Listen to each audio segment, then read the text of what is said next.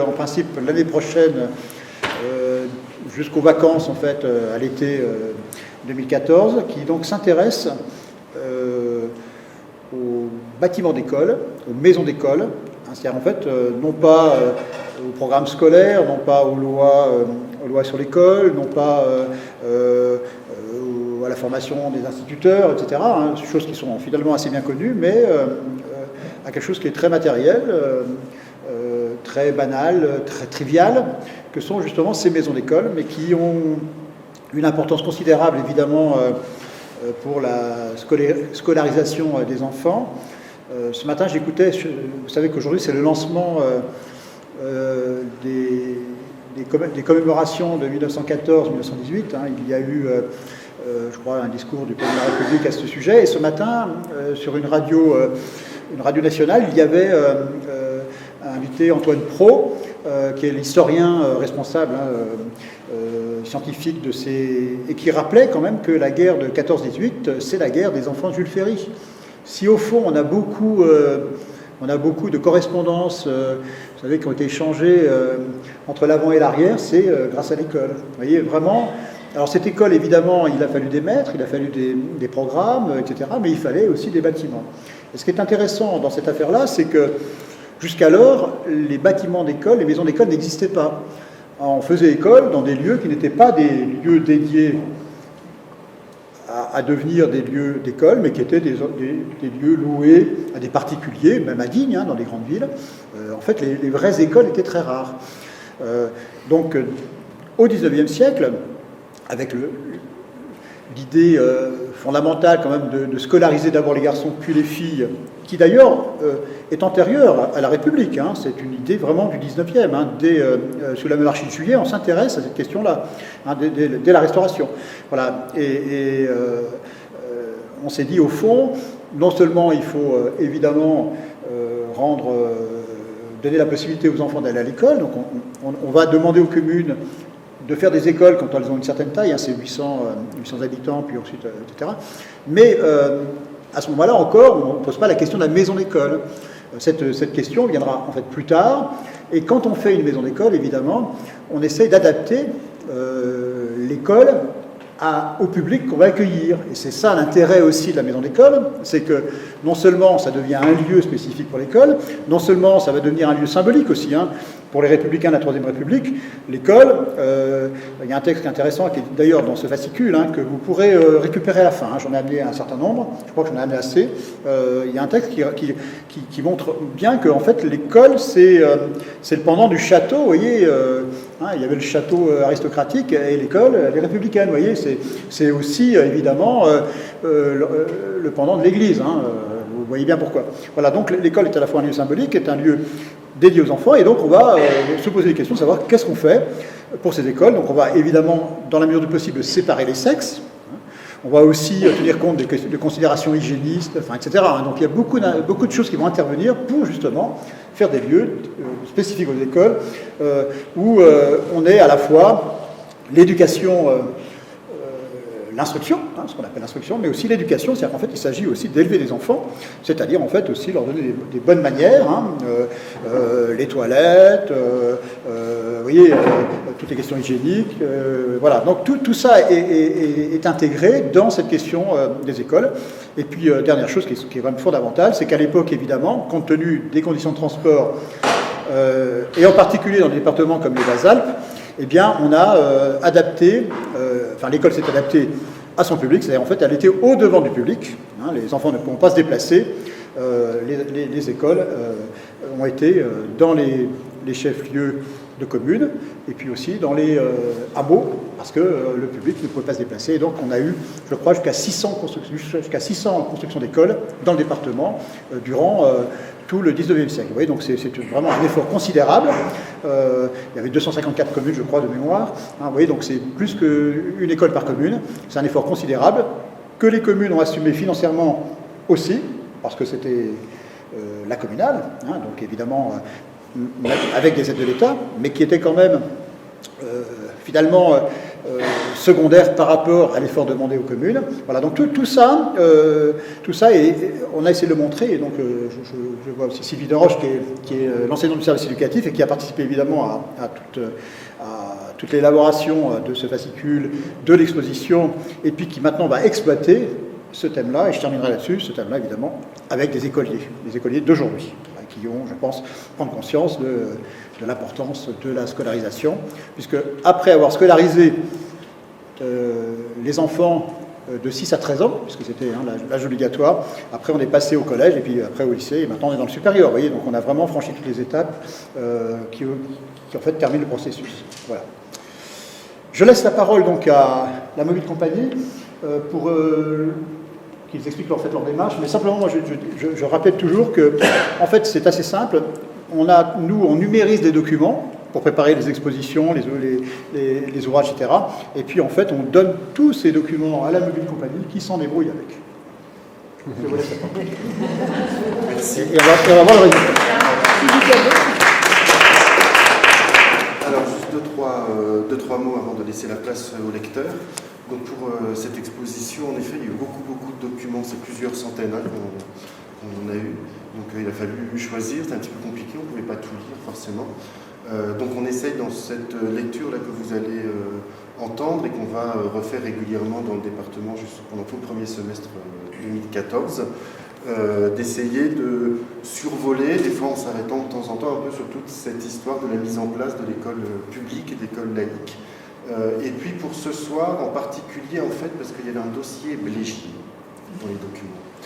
Donc normalement dans cette lecture, on prend pas mal de villes, pas mal de différentes villes pour faire des exemples par rapport à ce qui se passe. Et puis ce soir, on a enlevé un certain nombre et on a recentré sur Blégier, en fait.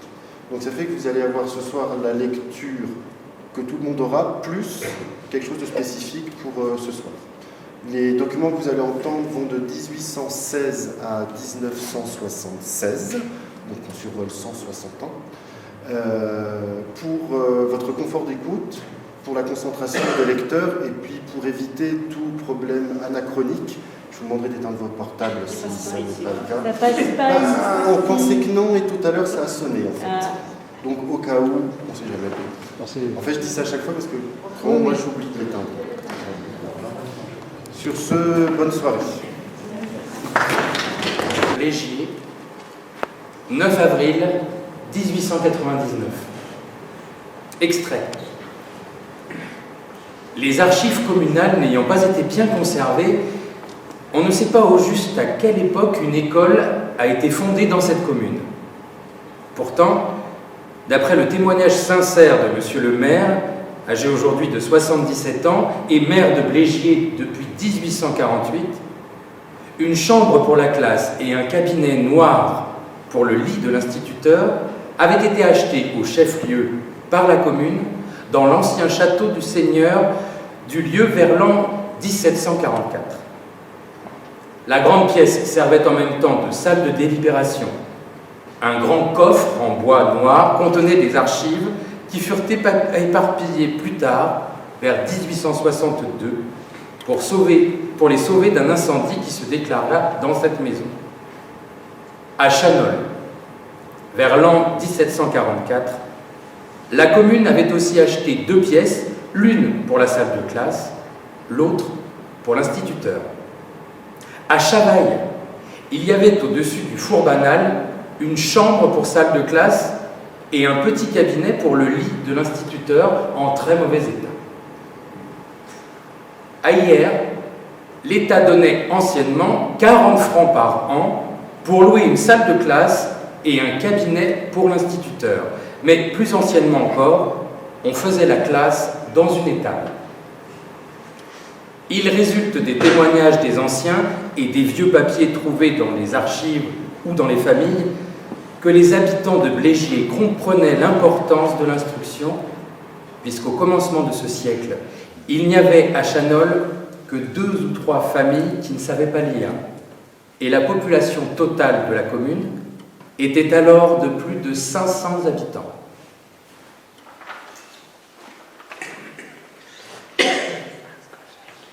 Au château des Tuileries, le 29 février 1816. Louis, par la grâce de Dieu, roi de France et de Navarre, sur le rapport de notre ministre secrétaire d'État au département de l'Intérieur, nous étant fait rendre compte de l'état actuel de l'instruction du peuple des villes et des campagnes dans notre royaume, nous avons reconnu qu'il manque, dans les unes et dans les autres, un très grand nombre d'écoles, que les écoles existantes sont susceptibles d'importantes améliorations.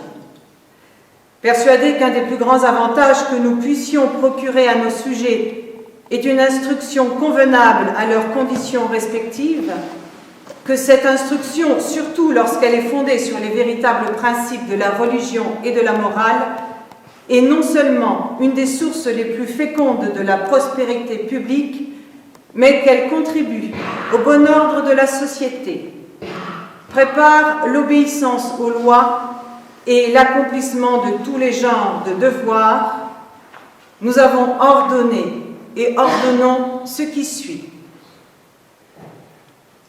Il sera formé dans chaque canton, par les soins de nos préfets, un comité gratuit et de charité pour surveiller et encourager l'instruction primaire.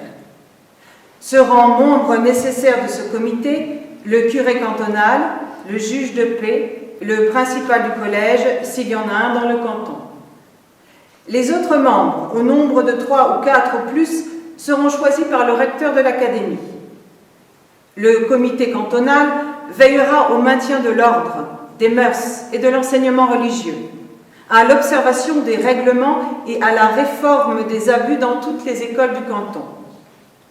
Il est spécialement chargé d'employer tous ses soins pour faire établir des écoles dans les lieux où il n'y en a point.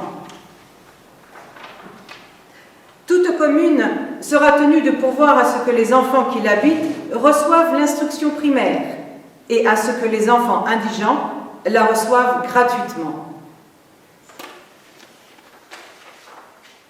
La commission de l'instruction publique veillera avec soin à ce que dans toutes les écoles, l'instruction primaire soit fondée sur la religion, le respect pour les lois et l'amour dû au souverain. Les garçons et les filles ne pourront jamais être réunis pour recevoir l'enseignement.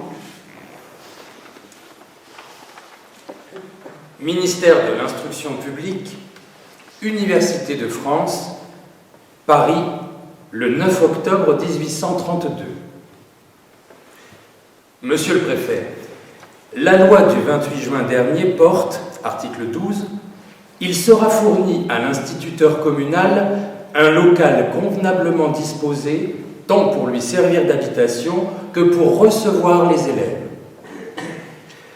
Un très grand nombre de communes, même dans les départements les plus riches, sont encore réduites à ne point posséder ce local indispensable, première condition de toute école communale.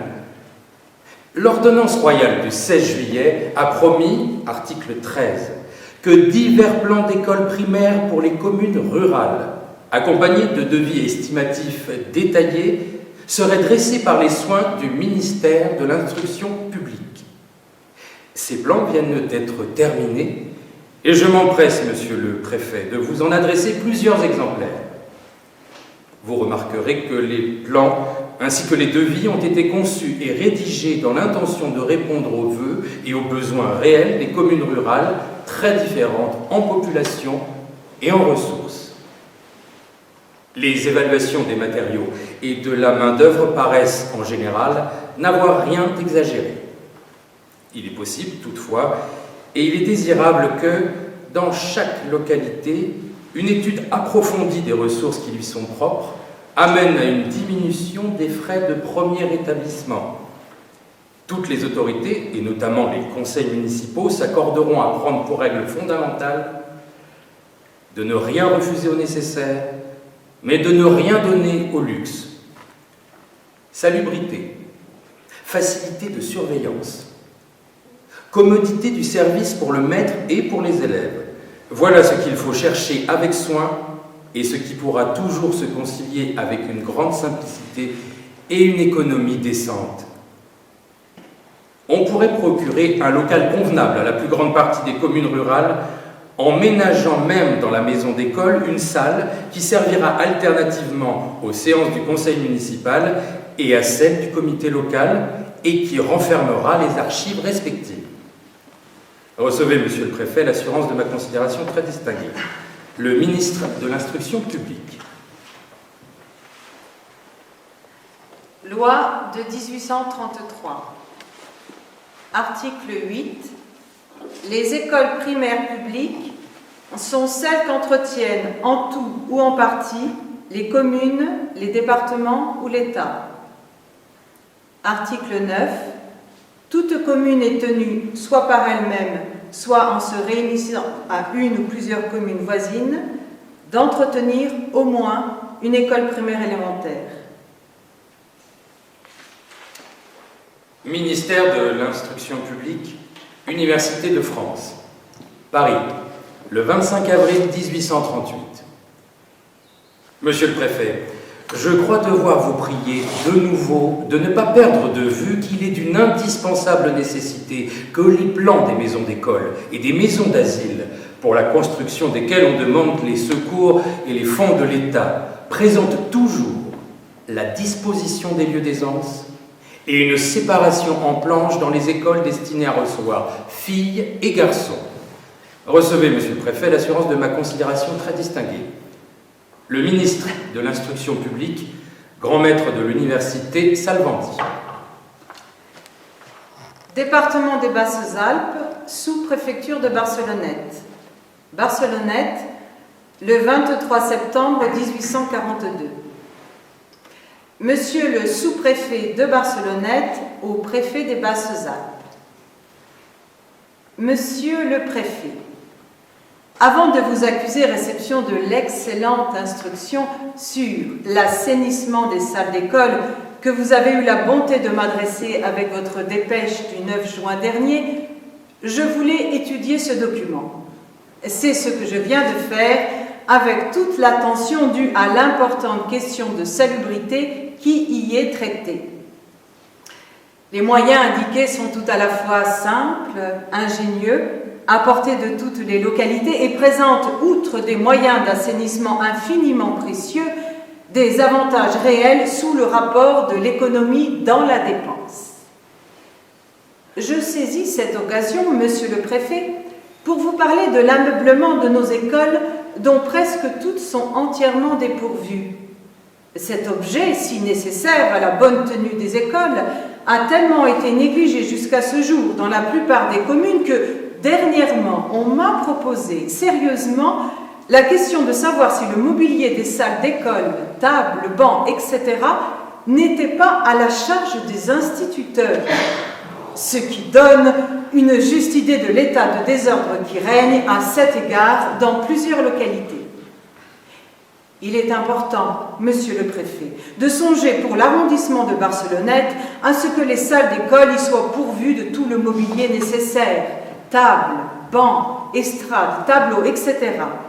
Nulle part il n'y a de tableau d'ardoise. Cependant, ce sont les exercices faits sur ce tableau qui facilitent l'intelligence des élèves et rendent la leçon fructueuse pour plusieurs à la fois.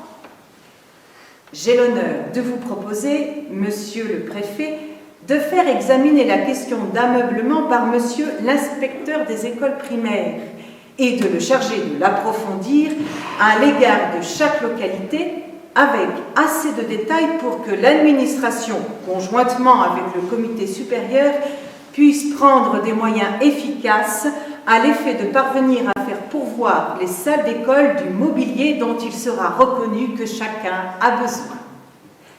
Je suis, avec respect, Monsieur le Préfet, votre très humble et très obéissant serviteur, le sous-préfet. Loi du 15 mars 1850. La loi reconnaît deux espèces d'écoles primaires ou secondaires. Les écoles fondées ou entretenues par les communes, les départements ou l'État et qui prennent le nom d'écoles publiques. Les écoles fondées et entretenues par des particuliers ou des associations et qui prennent le nom d'écoles libres. L'enseignement primaire comprend l'instruction morale et religieuse, la lecture, l'écriture, les éléments de la langue française, le calcul et le système légal des poids et mesures.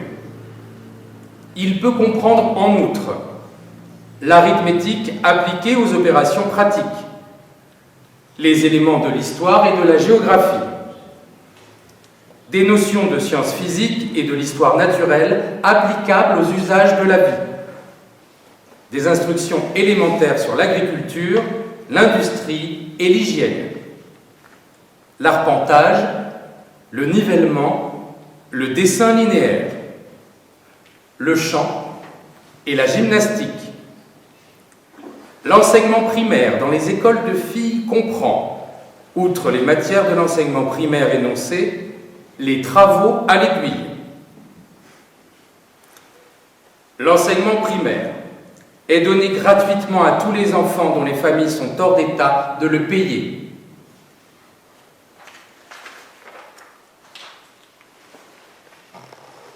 Commune de Blégier, hameau de Chavaille. Devis et détails estimatifs des réparations à faire à une maison que la commune a acquise au hameau de Chavaille et destinée à une maison d'école. Le 5 juin 1852. Cette maison est située sur la place de l'église, ayant le levant et le midi. Elle a 6,50 mètres de longueur et 4,50 mètres de large, mesurés intérieurement. Se compose d'un rez-de-chaussée voûté et d'un premier étage, en très mauvais état, à l'exception des murs et de la voûte qui peuvent être conservés. Ce rez-de-chaussée servant actuellement d'écurie sera converti en cuisine, cave et hangar. Le premier étage sera destiné à la salle d'études. Il sera rehaussé pour former 2 appartements servant au logement de l'instituteur. La hauteur de ces 2 pièces sera de 2,80 mètres d'un plancher à l'autre. Les planchers seront en bois de pin. Les poutres, espacées de 1 mètre d'axe en axe, ayant de 0,18 m à 0,20 m d'équarrissage. Les planches auront une épaisseur de 4 cm sur 2 mètres de longueur emboîtée, solidement clouées, passées à la varlope. Le sol sera moellonné avec des carreaux de la fabrique du Brusquet. Toutes les portes, fenêtres, placards et cheminées auront les formes et dimensions indiquées au plan. Il sera construit un escalier extérieur vers le levant pour arriver au 2e étage. Il sera composé de 12 marches, d'une tringle en bois de noyer, avec une contre-marche en bois blanc et moellonnée. Les 3 premières marches pour arriver au premier étage seront en pierre de taille, bâtie sur un éperon. L'escalier du second sera supporté par un mur de 0,25 m d'épaisseur et pour le fermer à la partie supérieure, il sera fait une cloison en briques jusqu'à la couverture. Le tout, sans exception, sera crépi, grisé et blanchi au pinceau à l'intérieur et crépi à l'extérieur. La couverture sera démolie et refaite à neuf de la même forme que celle existante. Tous les bois qui seront reconnus pouvant resservir par l'architecte et l'administration locale seront réemployés. Enfin, tous les travaux seront exécutés selon les règles de l'art et de la bonne construction.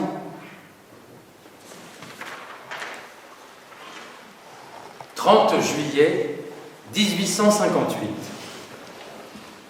Monsieur le ministre recommande d'apporter le plus grand soin dans les projets de construction et d'appropriation des maisons d'école et dit ensuite: la première chose à rechercher pour l'établissement d'une école, c'est un lieu central, d'un accès facile et bien aéré. Quant à la maison, elle doit être simple et modeste, mais commode. La salle de classe sera construite sur cave, planchéiée, bien éclairée, accessible aux rayons du soleil et telle surtout que la disposition des fenêtres, garnies chacune d'un vasistas, permettent de renouveler l'air facilement. Il faut, enfin, que l'habitation de l'instituteur et de sa famille soit composée de telle sorte qu'il puisse disposer de 3 pièces au moins, y compris une cuisine, et d'un jardin autant que possible. Il est aussi à désirer qu'il y ait une cour fermée ou un préau pour réunir les élèves avant la classe et les garder en récréation. Les dimensions de la classe doivent être proportionnées à la population scolaire. L'aire de la classe doit présenter par élève une surface de 1 mètre carré et une hauteur de 4 mètres. L'expérience et la théorie démontrent que toute salle de classe construite dans ces proportions se trouvera dans de bonnes conditions hygiéniques et offrira les dispositions les plus convenables pour la direction méthodique d'une école. On tolérera cependant une hauteur de 3,30 mètres dans les maisons qui ne seront pas construites à neuf. Dans les écoles mixtes, il faut veiller à ce que la classe soit divisée par une cloison en 2 parties, l'une pour les garçons, l'autre pour les filles. Dans toutes les écoles, les latrines doivent toujours être en vue de l'estrade du maître et divisées en 2 cabinets distincts et isolés l'un de l'autre dans les écoles réunissant les 2 sexes. Vous voudrez bien, monsieur le préfet, tenir la main à ce que ces prescriptions soient toujours soigneusement observées par les communes qui voudront arriver à une meilleure installation de leurs écoles publiques. Lorsqu'elles auront besoin d'être aidées, vous réclamerez pour elles le secours de l'État qui ne les refusera jamais quand il sera démontré qu'elles s'imposent de véritables sacrifices. Mobilier réglementaire de l'instituteur communal. 2 lits, 2 tables de nuit, 8 chaises, 2 tables rondes, une commode, une armoire, le tout en noyer ciré. 2 toiles à paillasse, 4 matelas, 2 traversins, 2 oreillers, 2 couvertures en laine, 2 couvertures en coton. Une table de cuisine en bois blanc, 4 chaises de cuisine en bois blanc, une marmite en fonte, 3 casseroles, un seau. Monsieur l'inspecteur d'académie au préfet des Basses-Alpes, le 25 décembre 1859. Monsieur le préfet, la demande ci-jointe de monsieur le maire de Blégier, ayant pour but de faire rapporter l'arrêté par lequel vous avez converti en école temporaire les écoles permanentes de la commune, vient d'être étudiée sur les lieux. De cette étude, il résulte que ces 4 écoles se sont trouvées dans les 7 dernières années, toutes désertes en été, et qu'ainsi leur conversion en école temporaire est entièrement justifiée.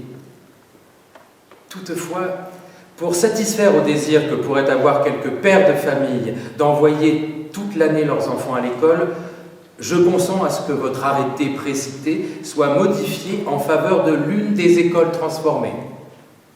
Pour cela, tenant compte de l'importance relative de la population et de la durée de la fréquentation de l'école, j'estime que la section de Chanol est, des 4, celle qui réunit les conditions les plus avantageuses pour la tenue des classes pendant toute l'année.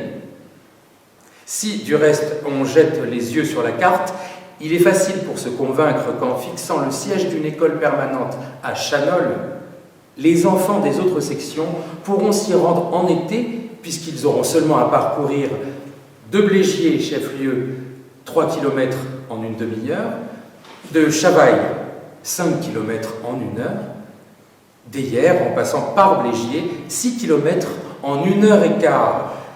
Tandis que si l'on désignait le chef-lieu ou Chavailles pour le siège de l'école permanente, la distance à parcourir pour les enfants de l'une ou de l'autre section serait alors de 8 km. En conséquence, j'ai l'honneur de vous proposer le rétablissement en école permanente de l'école temporaire de Chanol et le maintien pour les 3 autres écoles de la conversion opérée par vous le 22 avril dernier. Veuillez agréer, monsieur le préfet, l'hommage de mes sentiments respectueux et dévoués.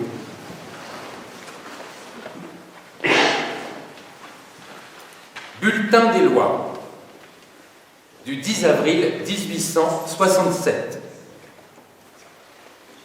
Napoléon, par la grâce de Dieu et la volonté nationale, empereur des Français, à tous présents et à venir, salut. Avons sanctionné et sanctionnons, promulgué et promulguons ce qui suit. Toute commune de 500 habitants et au-dessus est tenue d'avoir au moins une école publique de filles si elle n'en est pas dispensée par le conseil départemental en vertu de l'article 15 de la loi du 15 mars 1850. Dans toute école mixte tenue par un instituteur, une femme nommée par le préfet sur la proposition du maire est chargée de diriger les travaux à l'aiguille des filles. Les éléments de l'histoire et de la géographie de la France sont ajoutés aux matières obligatoires de l'enseignement primaire. Paris, le 27 février 1873. Monsieur le préfet, quelques-uns de vos collègues m'ont consulté sur la question de savoir si, dans les communes dont la population est descendue au-dessous de 500 habitants, d'après le dernier recensement, l'entretien d'une école publique spéciale aux filles peut continuer à être imposé aux municipalités.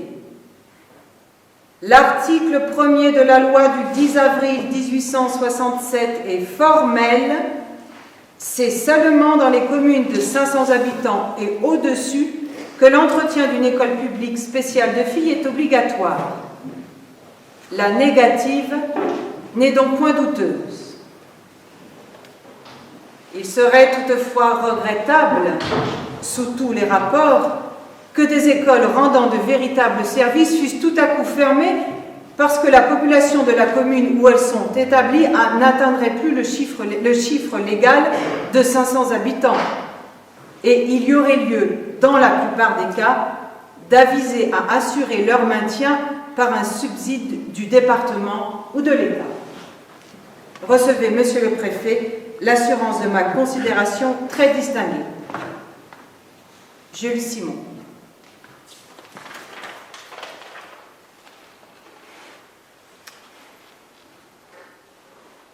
« 22 janvier 1875.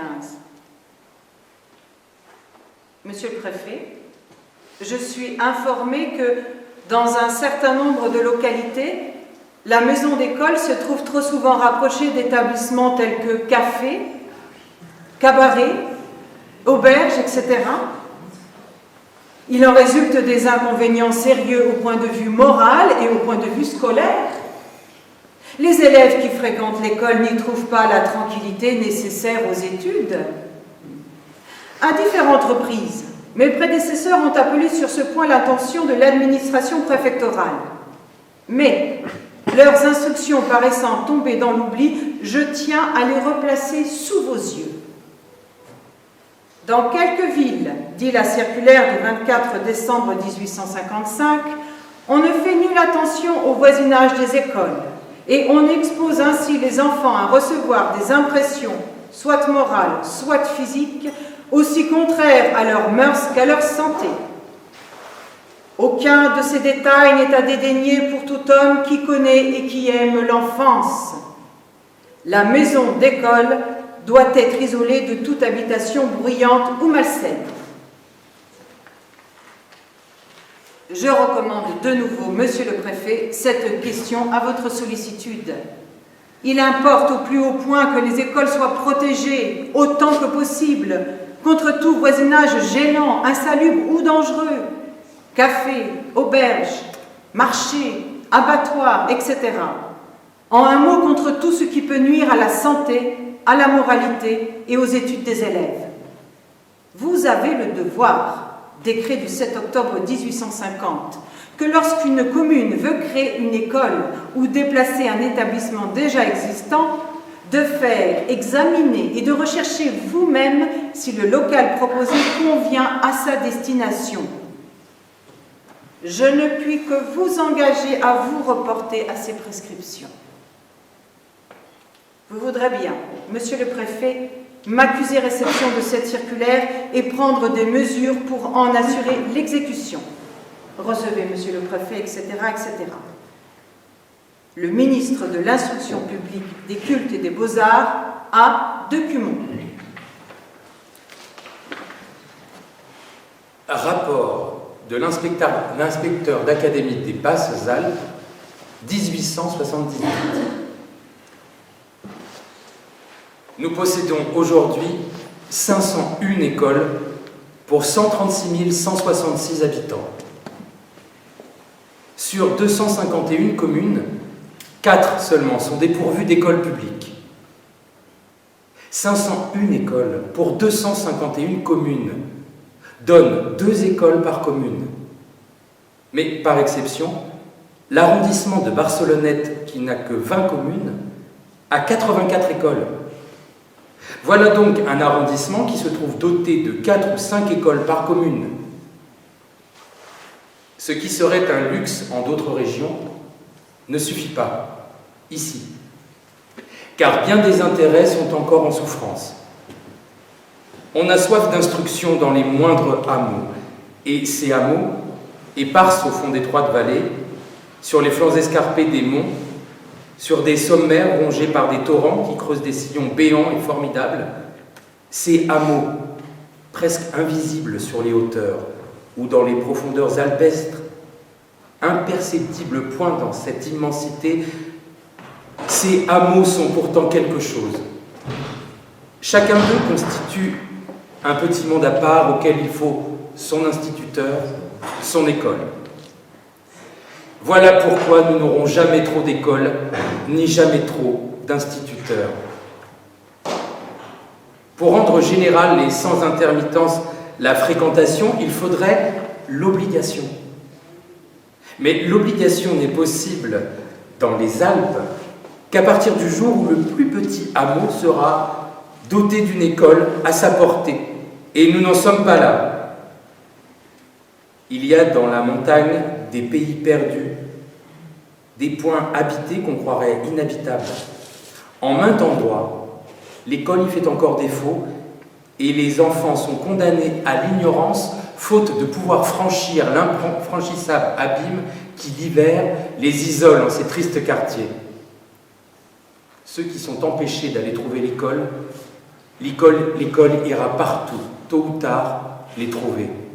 Alors seulement l'abstention sera sans excuse, car plus l'enfant aura l'école à sa portée, mieux il pourra pratiquer et concilier dans une certaine mesure le travail manuel et le travail intellectuel. Au fond, peu nous importent les heures de classe, pourvu que les soucis de la vie matérielle n'aillent pas jusqu'à étouffer la vie morale, et qu'une part soit faite aux intérêts de l'âme dans l'existence de nos chers petits montagnards.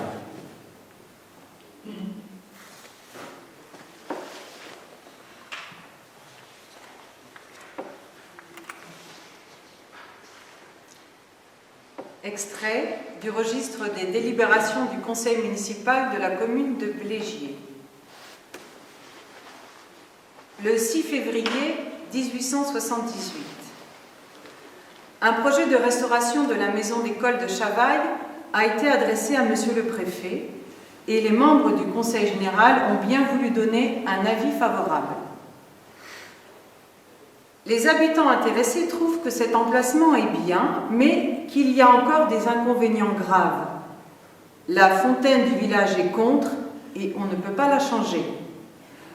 En faisant boire les bestiaux, les enfants peuvent entendre de temps à autre des bruits qui donnent distraction. On trouverait un endroit qui serait mieux. La dépense pourrait être de 100 à 200 francs de plus, mais une fois fait, ce serait bien. Le Conseil pense qu'il ne serait pas nécessaire de faire un autre devis. Il suffirait d'indiquer l'emplacement sur le plan et ajouter quelques observations dans le cahier des charges. Le nombre de pièces pour salle, chambre et dimensions seraient les mêmes. Il faudrait seulement un peu plus de maçonnerie. Le tout serait ensuite soumis à l'approbation de Monsieur le Préfet et avis de Monsieur l'inspecteur qui connaît les lieux.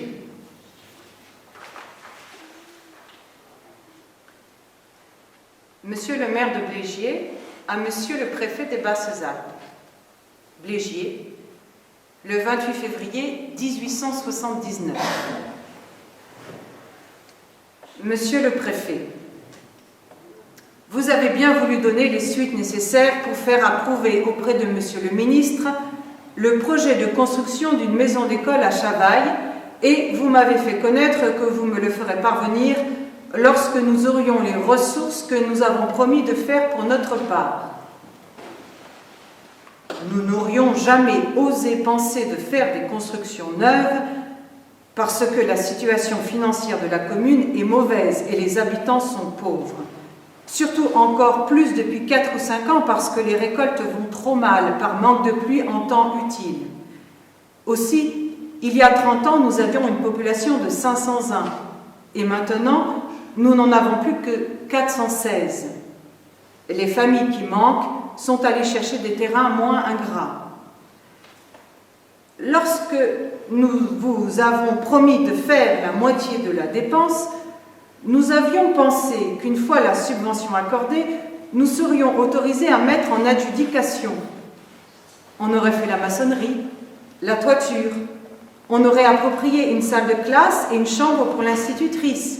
Et pour le reste, on aurait terminé peu à peu à proportion que la commune et les habitants auraient pu faire d'autres efforts et en demandant encore le secours de l'État. Si nous ne pouvons pas être autorisés dans ce sens, ou que, hélas, on ne puisse pas nous accorder tout ce qui nous manque, nous nous trouvons forcés, malgré nous, de laisser nos maisons d'école dans l'état pitoyable actuel. Comme j'ai eu l'honneur de vous faire connaître il y a peu de jours, la commune ne peut rien faire. Nous nous sommes ruinés pour faire 4 ponts et nous avons assez à faire pour les entretenir dans un état convenable. Nous avons emprunté 3 fois pour nos chemins vicinaux ordinaires et quoi qu'ils soient encore dans un mauvais état, nous n'avons plus osé emprunter parce que si un orage nous les emportait encore seulement en partie, comme cela nous est déjà arrivé, il faudrait bien encore nous imposer fortement parce que ces ponts nous sont indispensables. S'il n'y avait que du mauvais vouloir de notre part, il ne conviendrait pas d'y faire attention. Mais la misère des habitants existe et la situation de la commune est mauvaise en ce moment. J'ai l'honneur d'être avec le plus profond respect, Monsieur le Préfet, votre très humble serviteur.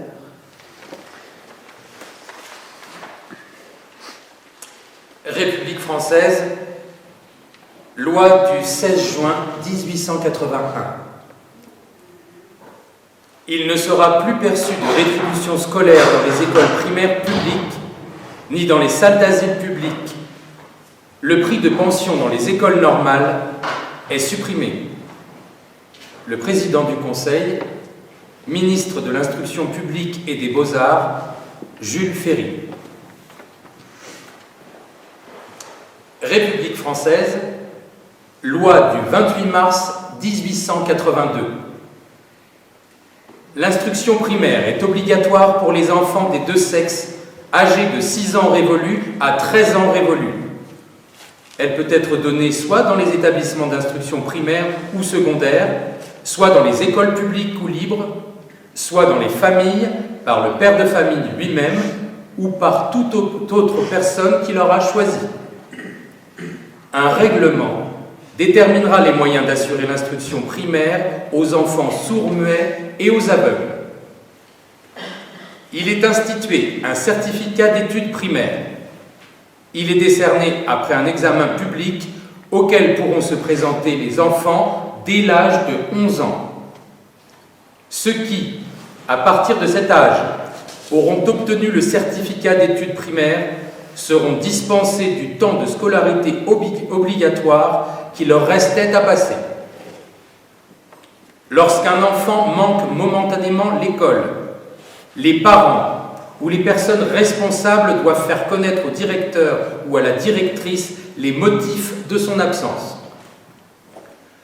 Lorsqu'un enfant se sera absenté de l'école 4 fois dans le mois, pendant au moins une demi-journée, sans justification admise par la commission municipale scolaire, le père, le tuteur ou la personne responsable sera invité à comparaître devant la dite commission qui lui rappellera le texte de la loi et lui expliquera son devoir. Le président du Conseil, ministre de l'Instruction publique et des Beaux-Arts, Jules Ferry.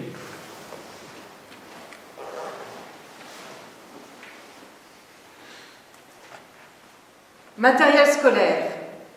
Extrait du catalogue de février 1882. Baguette. Baguette de 2 mètres de long pour démonstration, 70 centimes. Boulier. Boulier compteur ordinaire, 6 francs. Boulier compteur ordinaire sur pied, 15 francs. Boulier compteur vertico-horizontal de M. Chaumeil, inspecteur primaire à Paris, 20 francs. Carte géographique. Imprimée en chromolithographie, collée sur toile, montée sur gorge et rouleau. La France, teintée par département, 30 francs. L'Europe, 25 francs. La Terre, 27 francs et 50 centimes. L'Algérie et les colonies françaises, 25 francs. L'Afrique et l'Australie, 25 francs. Christ. Christ en cuivre bronzé, sur croix noire, 7 francs. Christ façon bois sculpté, hauteur 1 mètre, 19 francs. Chair du maître, chair en chêne, estrade sapin, 1 marche, 110 francs. 2 marches, 120 francs. Chair en sapin, estrade sapin, 1 marche, 90 francs. 2 marches, 100 francs. Encrier. Encrier en verre, orifice étroit, les 100, 15 francs. Encrier en porcelaine, orifice étroit, les 100, 15 francs. Encrier en plomb, orifice étroit, les 100, 25 francs. Encrier Bernheim, couvert, les 100, 40 francs. L'enseignement par le bon point. Bon point d'épargne scolaire avec notice. La feuille de 45 bons points. 25 centimes. Les animaux domestiques. 6 bons points en chromolithographie avec notice. Les 100. 1 franc. Les citoyens utiles. 12 bons points en chromo avec notice. La douzaine. 60 centimes.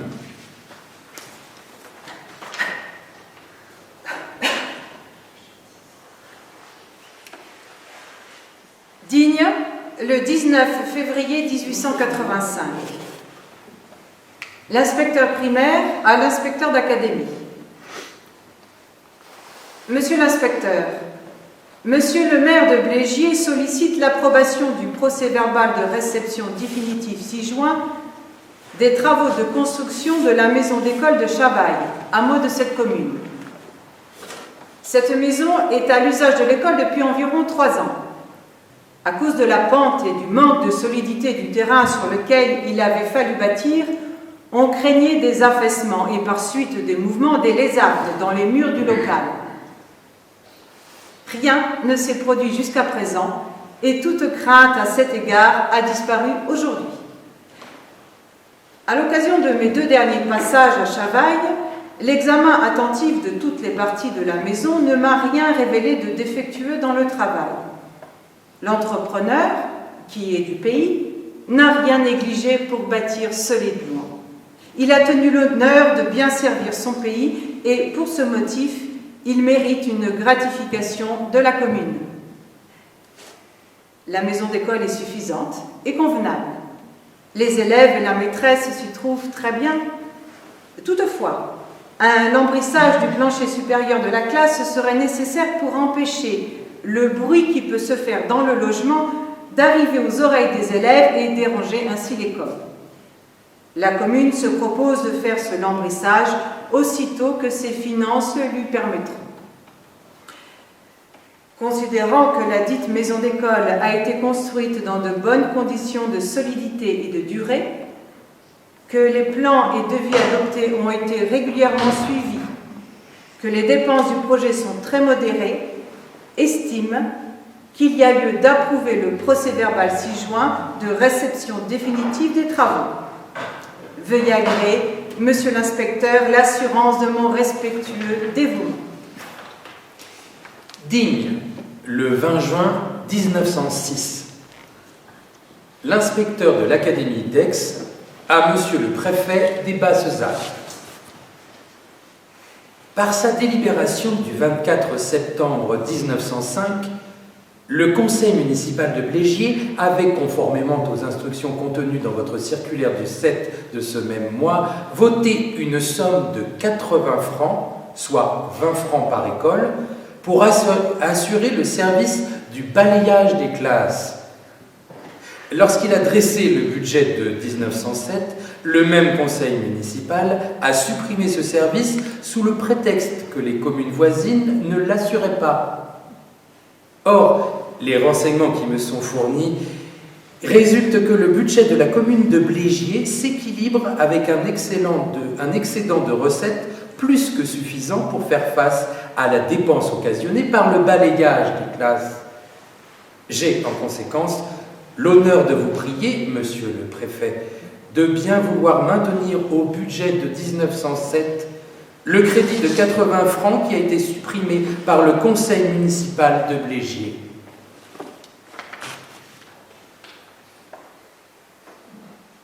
Lettre ministérielle au préfet du Puy-de-Dôme. Copie adressée à Monsieur le Préfet des Basses-Alpes le 12 décembre 1922. Peut-on louer les locaux des écoles supprimées?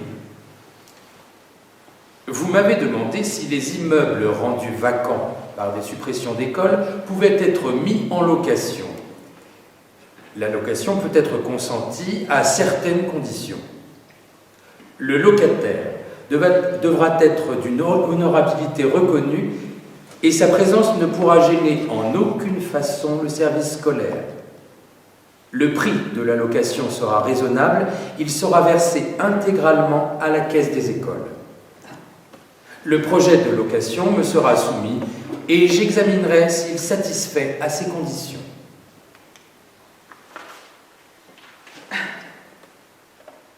Chaillant Désiré, propriétaire à la colle Saint-Michel par Saint-André, à Monsieur le Préfet des Basses-Alpes.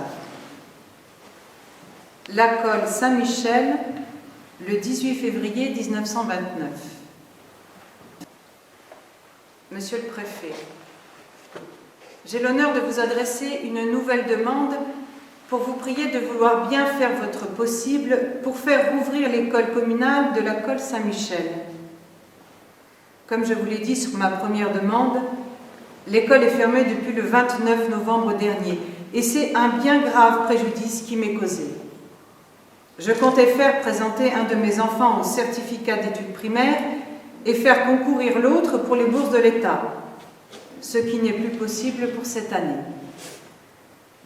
Si toutefois il y a réellement pénurie dans le personnel enseignant, ne pouvez-vous, Monsieur le Préfet, me faire attribuer un secours pour envoyer mes enfants à l'école? Je suis très étonnée de ne pas avoir reçu de réponse à la lettre recommandée que je vous ai adressée le 5 courant à ce sujet.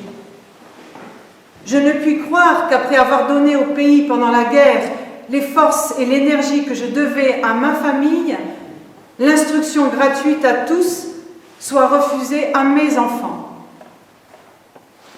Dans l'espoir d'obtenir satisfaction, je vous prie d'agréer, Monsieur le Préfet, mes respectueuses salutations. Digne, le 28 octobre 1932.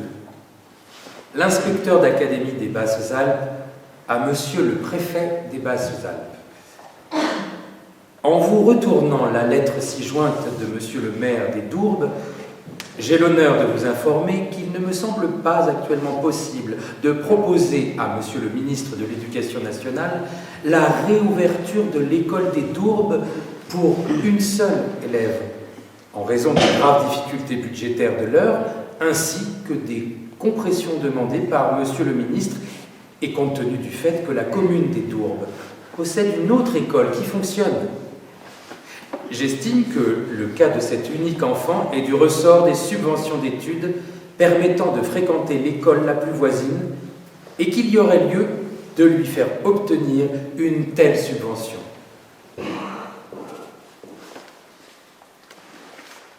Paris, le 20 septembre 1934. Le ministre de l'Éducation nationale à Monsieur le Préfet. Je constate, d'après les rapports qui me sont parvenus, que de trop nombreuses communes n'ont pas assuré dans des conditions normales le chauffage des classes au cours de l'hiver dernier. Cette insuffisance a pour conséquence que maîtres et élèves souffrent du froid au détriment de leur santé. Elle provient soit d'un matériel mal adapté au chauffage de vastes locaux, soit de la mauvaise qualité du combustible, soit de la parcimonie avec laquelle les municipalités approvisionnent l'école de bois et de charbon. Quelle que soit la cause, le souci de la santé des enfants passe avant toute autre considération et les plaintes justifiées ne doivent pas se renouveler en 1934-35. Vous voudrez bien inviter les municipalités à prendre toute mesure utile au bon chauffage des classes. Dans le cas où les municipalités ne répondraient pas à votre invitation, vous inscrirez d'office à leur budget les crédits nécessaires à l'amélioration du chauffage des classes. Et vous veillerez à ce qu'il en soit fait emploi en temps utile. Berthaud. 7 septembre 1947. Le préfet des Basses-Alpes à Monsieur le ministre. Votre attention ayant été appelée sur une demande d'ouverture d'une école au hameau chef-lieu de la commune des Dourbes, j'ai l'honneur de vous faire connaître qu'en raison d'une réelle difficulté rencontrée par de jeunes enfants pour parcourir un trajet de 5,5 km sur un chemin de montagne coupé de ravins que l'hiver transforme en torrent, j'ai décidé, d'accord avec monsieur l'inspecteur d'académie et à titre d'expérience pour l'année scolaire 1947-1948, la réouverture de l'école des Dourbes. Une institutrice a été désignée en conséquence pour prendre fonction dès la rentrée. Le préfet. Extrait du registre des délibérations du conseil municipal de la commune de Blégier, le 12 mai 1972. Le maire donne lecture à son conseil de la lettre que lui adresse, en date du 27 avril 1972, l'inspecteur de l'Académie d'Aix-Marseille. Il insiste sur la phrase suivante: « Fermeture de l'école mixte de Blégier-Chaval ». Toutefois, son fonctionnement en école saisonnière est prévu durant les mois d'hiver. Le conseil municipal est opposé à la fermeture de l'école publique de Chavaille pour les raisons suivantes. La fermeture de l'école obligerait les enfants à fréquenter celle de la Javie, distante de 13 km 300, dont 7 km 300 de route très mauvaise, pont de la Barre de Chavaille. Cette portion de route est souvent impraticable en hiver à cause de la neige et du gel. En mai et juin et au début de l'automne, les pluies et les orages nombreux et violents dans cette région montagneuse rendent la route dangereuse. En effet, des éboulements et des chutes de pierres obstruent la chaussée. La transformation en école saisonnière n'arrangerait en rien la situation, car les problèmes de transport se posent autant au début de l'automne et au printemps qu'en hiver, ce qui rend le transport régulier des enfants très problématique.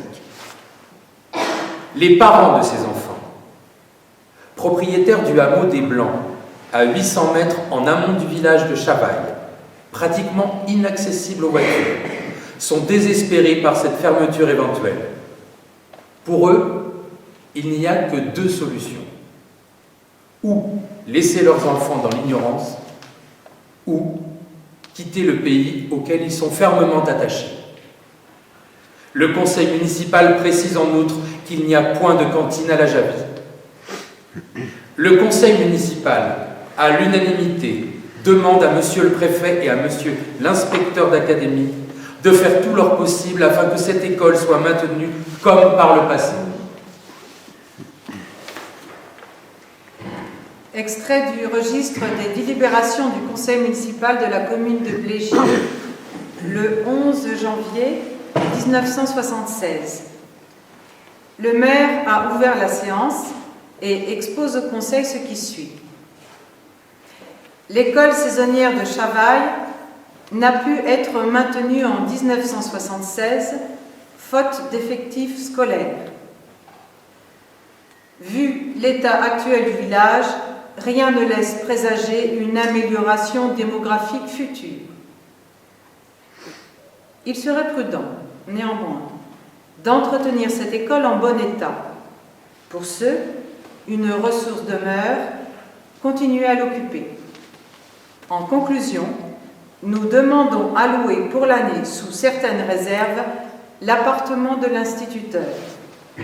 La salle de classe sera exclue de la location afin de préserver le mobilier scolaire d'une valeur encore appréciable. Le Conseil délibère, reconnaît le bien fondé de la dite décision et l'accepte en accord avec son président.